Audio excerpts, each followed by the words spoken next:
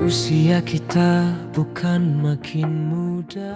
Sekejap lagi. Oh, banyak. Belum datang. Assalamualaikum. Kau dahsyat dah sampai ke dapur Ha? Aduh, esok ke?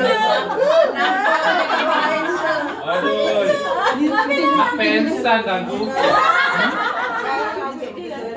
Okey, datang. Kenapa? Syari. Kalau sungguh kau berkata dengan biasa. Dia dekat sini. Kita nak cari ah.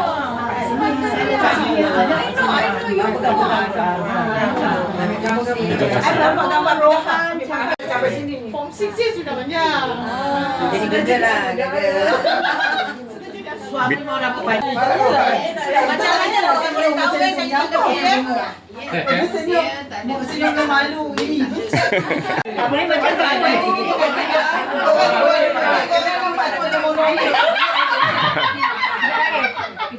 Itu pasal angkat perempuan tak payah disuruh.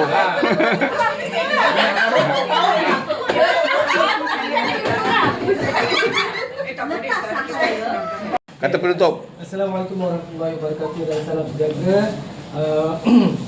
Kami kami harap dapatlah terima kunjungan kami ini.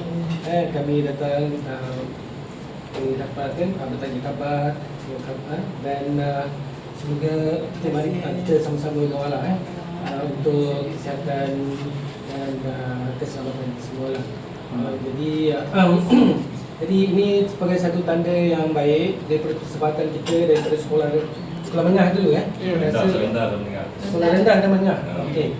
Dan ini patut diteruskan. Inilah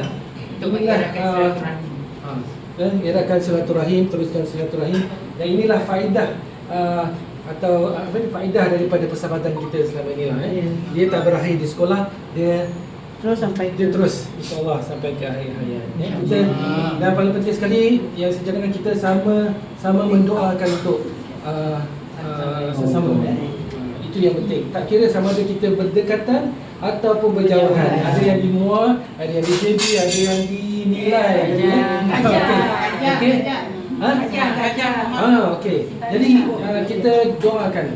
Malahan Allah pun ataupun mungkin hadis Nabi mengatakan bahawa orang yang kita doakan, kalau tanpa diketahui oleh orang yang kita doakan itu, ganjarannya berlipat. Sudah bersamanya di yang Allah. Amin. Kita kerana kesihatan kepada sahabat kami ini, bahagiakanlah dia, mudahkan segala urusannya Allah, mudahkan segala urusan keluarganya Allah, berjayakanlah anak-anaknya, berjayakanlah anak-anak di sini Allah. Amin. Makanan, terima kasih kepada Ayen, bawa makan lagi, bawa hadiah lagi. Okey. Terima kasih kepada Jocelyn. Itu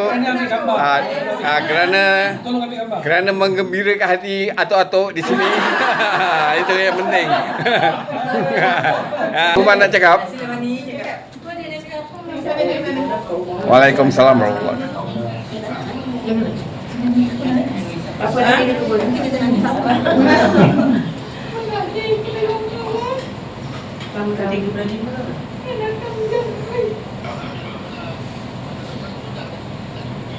Tak cakap. Ya, terima kasih sama-sama tu je. Jangan sedih. Kita datang happy-happy. Alhamdulillah.